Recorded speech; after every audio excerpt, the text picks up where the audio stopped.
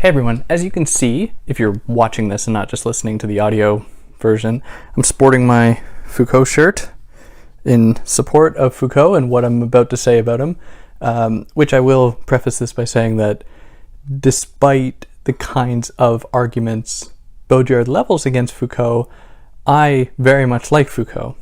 So just wanted to put that out there. Now before jumping into this kind of polemical thing between Baudrillard and Foucault, you can follow me on Instagram if you want at theory_and_philosophy. You can contribute both monetarily or by just liking, sharing, subscribing, telling your friends. If your friends want a good way to be able to fall asleep at night, maybe you can recommend they listen to me. And what else? I don't know. I think that's about it. So I don't want to waste any more of your time. Let's jump into the kind of nitty-gritty between Foucault and Baudrillard. I want to start out by saying that as Baudrillard was writing Forget Foucault, apparently he and Foucault were corresponding. And Foucault had initially intended to follow up with a rebuttal, with a kind of counter piece, which would have been very cool. But apparently Foucault kind of dropped out of that and just told Baudrillard, go ahead, write what you want. So Baudrillard did, and that gained him a lot of notoriety. Among those scholars in France like Deleuze, Bourdieu, Foucault, obviously, who didn't really like what Baudrillard had to say. To extend an olive branch to them, Baudrillard's critique in Forget Foucault isn't quite as refined as I personally think it could have been. But before getting into the critique, let's talk a little bit about Foucault's relationship to signs and sign systems, which I think we could all agree is one of the central points of Baudrillard's work. That is, talking about the ways that signs overtake so-called reality. So for Foucault, and this really goes back to some of his earliest books, The Order of Things and The Archaeology of Knowledge, he's describing the ways in which sign systems come to replace real ones, and they leave in their stead a kind of programmatic and operational order. So sign systems, in Foucault's words, replaced all languages with operations of a logical nature, and that comes out of the order of things. So here we might say, oh, well, that seems to really relate to what Baudrillard is talking about. Specifically, Baudrillard, well, not really specifically, but really generally all across Baudrillard's work, he seems to be interested in the replacement of a kind of ambiguous reality with a structured system of signs and codes. Now we see this continue all throughout Foucault's work, from his discussion of the prison to the clinic to the hospital to sexuality. There emerges these distinct discourses, these regimens of signs that code themselves and control themselves, setting up an operational simulacrum, if you will, that is only penetrable, it's only accessible to certain people with certain privileges. So there does seem to be quite a bit of an agreement between them there. So what is Baudrillard's problem? Why does he write this thing called Forget Foucault? Well, the problem, and this is in my mind the biggest problem that Baudrillard has with Foucault, comes out in the line where he says, perhaps Foucault wrote so well of power because power has ceased to exist, because it is a fiction. And what does that mean?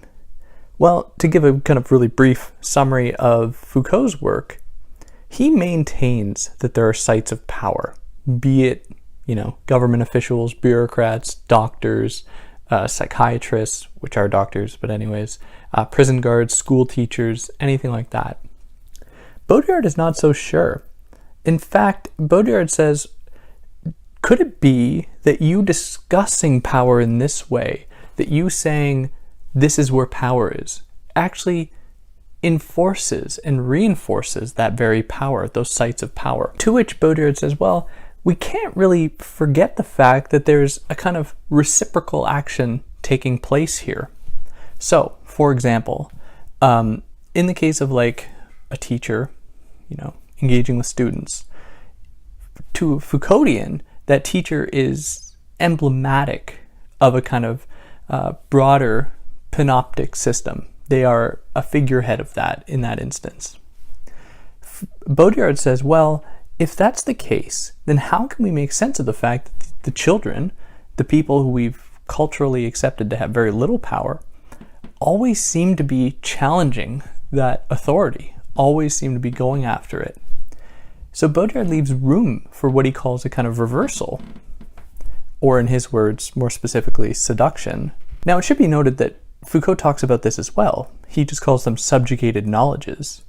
But in the Foucauldian paradigm, you cannot wrest the term subjugated from the assumption that there's a kind of hierarchy of power. Now, Baudrillard isn't saying that things like oppression, hegemony don't exist. He's very clear about that. He thinks that these things do exist, but that we need to be careful when discussing them so as not to reify these structures, to reinforce them. So rather than thinking about it in terms of power operating in one direction, Baudrillard wants to think of it as a more holistic game, one in which the oppressed people actually have the potential to challenge authority.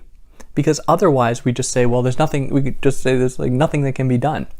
And Baudrillard is also very clear that he's not so much criticizing Foucault as he's criticizing people who really take Foucault to be their kind of god, who have t-shirts with him, with his face on them. So one example would be the idea of kind of liberal or neoliberal governmentality that has taken over certainly Foucault studies.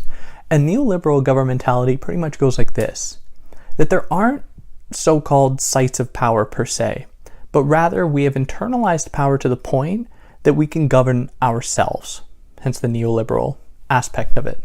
So this has been extended to study like journalism, for instance, where there are these mechanisms of neoliberal governmentality that determine and delimit what is acceptable journalism, what should be said, what should be explored. And by virtue of that, there are those knowledges that are subjugated and closed off. Now for Baudrillard, he would say, well, that doesn't seem to be true because there are just so many of these other sources that permeate. And in fact, as soon as we begin to consider things like the various media that have emerged, over the last 50 years or so, it seems as though there's actually an explosion of these alternative sources. So it seems naive to say, well, power is just totally shutting these forces down, these voices down, in order to instill a kind of proper hegemonic one. Now, additionally, in the terms of like sexuality, where Baudrillard and Foucault would certainly butt heads, is in the way that Foucault reifies an idea of kind of real sexuality at the end of the history of sexuality, when he says that we have to move away from sexuality to bodies and pleasure, to which Baudrillard would clearly be suspicious. And he would say, well, what are these real pleasures, these real bodies that aren't always already wrapped up with this simulated idea of sexuality? So for Foucault, and this goes back to that first quote I mentioned from him, reality and the sign form are separate, whereas for Baudrillard they intertwine. For Baudrillard, we've always been simulated, and we can't discount that. Now, in terms of sexuality, to bring it back once again, Baudrillard would think it completely naive that we can just dissociate sexuality from these things called bodies and pleasure, because they are always already wrapped up with a kind of simulated regime, a kind of simulated apparatus. And yeah, that pretty well, it's a very brief introduction to that discussion. Baudrillard has so many books that can really be expanded upon to discuss his divergence from Foucault. But I just wanted to give you that kind of brief introduction outlining what I think to be some pretty important distinctions between them. Thanks.